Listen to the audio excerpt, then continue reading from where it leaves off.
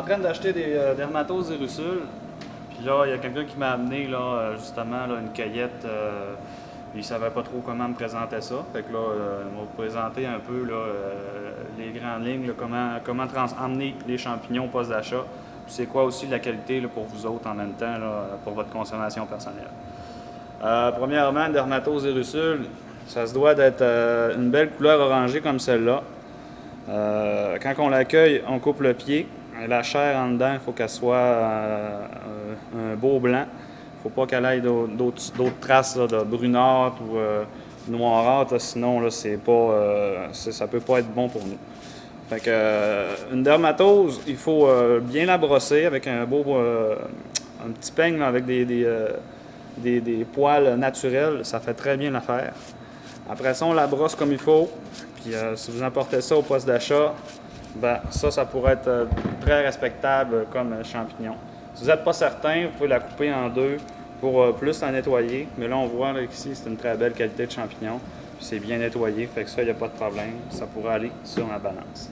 Sinon, ici, on en voit là, qui sont passés date là, par la couleur rougeâtre. Là, c'est très évident à voir. On le voit bien, là, il y a des taches, des spots rouges avec un petit peu de blanc qui sont partis. Fait que là, ici, on pourra la couper en deux. Souvent, il va y avoir du noir, ça va être piqué ici par des insectes. Fait que ça ici, là, ça va directement dans ma boîte à déchets. Ce qui est important, c'est que ça soit très ferme, un champignon au mort. Vraiment très ferme, pour la simple et bonne raison que si le champignon est mou, il ne se conservera pas très longtemps. Ça ne veut pas nécessairement dire que le champignon n'est pas bon. Il peut être quand même avoir une bonne qualité de chair, mais il ne se conservera vraiment pas très longtemps. Regardez ici, on pensait qu'on avait un beau champignon, mais là finalement, on se rend compte qu'il y a des vers un peu partout. Fait que souvent, c'est important quand même de les couper en deux pour pouvoir vérifier là, l'intérieur. Vous voyez, là, ça ressemblait beaucoup à l'autre champignon, mais celui-là, il est mangé. Pour votre consommation, ce serait possible de le trancher et de le faire sécher, il n'y a pas de problème. Mais au poste d'achat, nous autres, ce n'est pas notre but premier de faire des champignons séchés. Ce qu'on vise, c'est de vendre sur le marché frais puis de faire de la transformation en surgélation. Puis la surgélation, ben, nous autres, on ne surgèle pas des champignons là, qui sont piqués des vers, tout ça. Là. Fait que ça, ici, là. Ensuite, on voit des très bons exemples d'un champignon qui aurait pu rester par terre, se reproduire avec les autres. Quand c'est mou comme ça, quand je suis capable de briser ça avec mes mains, ça c'est sûr que c'est pas bon. Fait que quelqu'un qui m'amène une récolte comme ça pour la première fois, je vais prendre le temps d'y montrer sans problème, ça ne me dérangera pas, mais s'il revient l'autre fois et qu'ils ne sont pas encore nettoyés, s'il y a encore beaucoup de traces de terre, ben là, je vais être dans l'obligation de les refuser. Là. Une première fois, ça peut passer parce que je sais qu'il n'y a pas tout le monde là, qui connaît ça.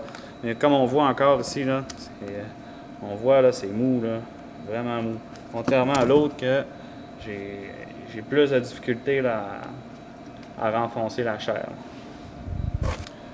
La dermatose, une autre chose en fait, là, pour la conservation, c'est à faire très attention quand on va cueillir et le champignon est très humide. Premièrement, c'est un champignon qui va se dégrader au frigo s'il est trop humide, s'il est gorgé d'eau. Donc, on va prendre le champignon, on va le nettoyer, on va le traiter au complet. Puis par la suite, on va pouvoir le mettre sur une table pour faire enlever l'excédent d'humidité avec un ventilateur dessus. Comme ça va y faire évacuer cette humidité-là, puis il ne se maganera pas trop là, justement au frigo. Ensuite, on peut le placer, les champignons, dans des sacs en papier, mais pas fermé au complet. Là. Laissez une ouverture à votre sac de papier pour qu'il y ait une aération. S'il n'y a pas d'aération, c'est certain que le champignon là, il va se dégrader, là, l'humidité va ressortir dans le sac. Puis là, avec l'humidité combinée là, avec le froid, ben là, encore une fois, ça va le faire qui va être encore plus magané. Mais sinon, c'est un champignon, là, souvent, qu'on va retrouver que des morceaux, on est capable d'enlever des parties. pas nécessaire de l'emmener en entier. Là. Souvent, c'est comme ça qu'on va le retrouver, ou coupé, ou des petits morceaux comme ça qu'on va retrouver. Il y a d'autres sortes de champignons là, ici là, qu'on a. Justement, un qui va être semblable un peu à la dermatose, les bolets. Les bolets des épinettes, les lécinums, la famille des lécinums. Eux autres, il faut faire bien attention là, quand on va les mettre au frigo.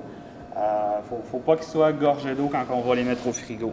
Fait que le même traitement qui peut s'imposer qu'avec la dermatose, c'est s'ils sont très humides, on les met sur une table avec un petit ventilateur, 1-2 heures à peu près, pour y faire sortir l'excédent d'eau. Parce que si on met ce champignon-là, qui est gorgé d'eau dans le frigo, là, il va vraiment là, devenir là, impropre là, pour la consommation. Il va devenir très mou. Puis là, on va voir là, vraiment, là, la chair sera vraiment, vraiment plus belle. Sinon, il y a la Folia tridée aussi, qu'elle, faut y faire attention. Il faut qu'elle soit quand même sèche, pas trop sec, pas les bords secs, mais pas gorgée d'eau. Ça, c'est un champignon c'en est un là, des champignons comestibles qu'on a qui contient le plus d'eau. Quand on le fait sécher, là, c'est du 1 pour 14, du 1 pour 17. Fait que, lui, il y a beaucoup d'eau. Fait qu'il faut faire attention aussi au frigo, de ne pas trop le mettre humide. Là. Souvent, on va le voir, là, c'est comme un peu translucide là, sur les côtés. Quand on le cueille, on essaie de le cueillir qu'il soit une belle couleur comme ça, uniforme, puis on n'aura pas de problème. Il faut éviter là, de cueillir là, dans les averses. Et, surtout après les averses, ben, c'est plus d'ouvrage, je vous dirais. De cueillir quand les champignons sont vraiment humides, parce que là, il faut un traitement supplémentaire. Il faut faire aussi attention lors des transports de champignons, parce que les champignons qui sont humides, bon, ils vont se maganer plus vite, parce qu'ils sont plus pesants, parce qu'ils sont plus collants, puis aussi à cause du froid là, qui va vraiment là, les attaquer. Sinon, on a d'autres sortes de champignons. Ceux-là, il n'y a aucun problème de conservation avec celui-là. C'est l'armillaire ventru. L'armillaire ventru, juste très important. Quand on cueille un armillaire ventru, de couper plus haut sur le pied. Beaucoup de cueilleurs vont faire l'erreur de seulement le cueillir et de couper là. Mettons, là, le pied serait jusqu'ici. Beaucoup de cueilleurs vont simplement couper jusqu'ici en plat. Ils voient, OK, le champignon n'est pas parasité. C'est important de remonter quand même haut sur le pied. Puis là, pour voir vraiment là, une belle uniformité. Là, ici, on a quelques petits trous. S'il y a quelques petits trous, on peut remonter encore pour voir s'il est encore mangé. Là, on voit encore un petit peu de trous, là, c'est pas trop pire. Mais finalement, on se rend compte que notre champignon, ben, il était piqué dans le chapeau. Mais sinon, c'est un champignon qui pousse dans l'épinette blanche, là, puis qui est très ferme. Là. Vous voyez, là, la misère à le renfoncer, ce champignon-là. Préférable de cueillir les petits boutons comme ça. Ça arrive quelquefois qu'on va trouver des gros avec une belle qualité de chair qui ne sont pas trop attaqués. Mais il faut leur faire attention aussi. Les gros, là, souvent, on les laisse sur place. Ça peut venir à peu près ça de gros, le chapeau, quand ils sont vraiment ouverts. Mais la plupart du temps, ils vont être parasités. Fait que, on les laisse là pour la reproduction. Fait que des petits boutons comme ça, souvent même, ils vont être parasités. Fait qu'il faut faire, c'est ceux-là quand même qu'il faut cueillir le plus souvent. Sinon, on a notre super champignon vedette, la chanterelle. La chanterelle, en fait, il s'agit justement de couper où le pied. Souvent, elle va pousser, tout dépendamment dans quel type de peuplement. Ça va être plus, souvent dans la mousse, ils vont être enfoncés. Fait que ceux-là, on peut les arracher.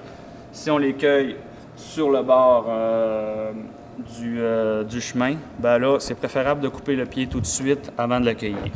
Fait qu'on va on va couper le pied pour enlever le plus possible la petite mousse. Souvent, il y a de la mousse là, qui vient se coller là, sur le pied.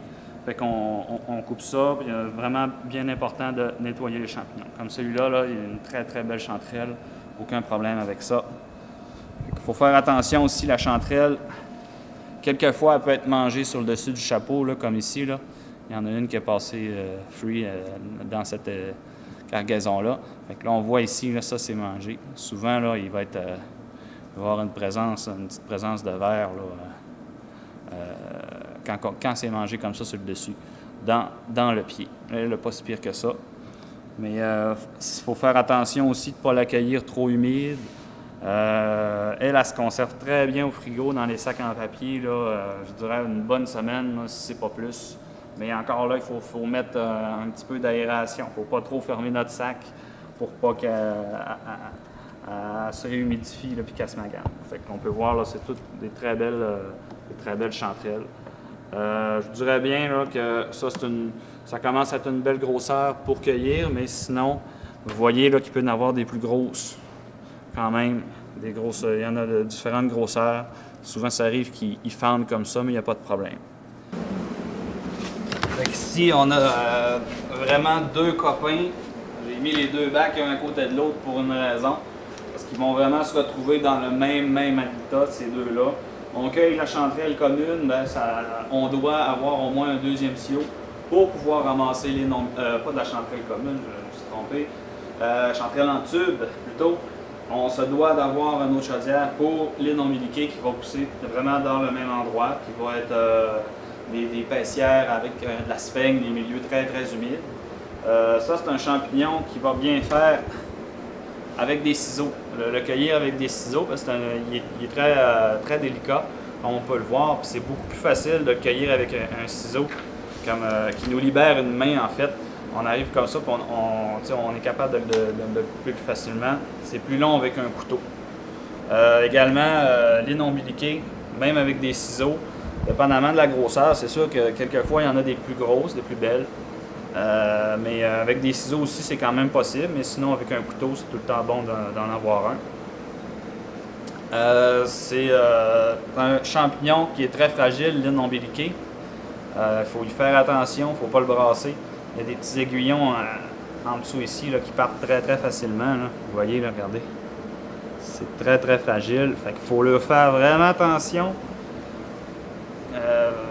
Dans les sacs, il faut faire attention au déversement qu'on va faire dans nos sacs. Il faut vraiment les prendre, là, les traiter au petit soin. Les chanterelles en tube, eux autres, c'est quand même très facile, mais il faut faire attention pour ne pas trop les cueillir quand ils sont mangés sur les chapeaux. Parce que quelquefois, on va pouvoir retrouver des vers qui vont être à l'intérieur du tube, comme on peut voir là. Peut-être qu'il n'y en aura pas, là, probablement pas. Mais souvent, pas souvent, mais quelquefois, quand on a une chanterelle en tube qui est mangée beaucoup, là, il va y avoir un ver qui va être dans le tube ici. Il est très difficile à voir, puis c'est pas agréable de croquer un ver. Fait qu'il faut faire attention à ça.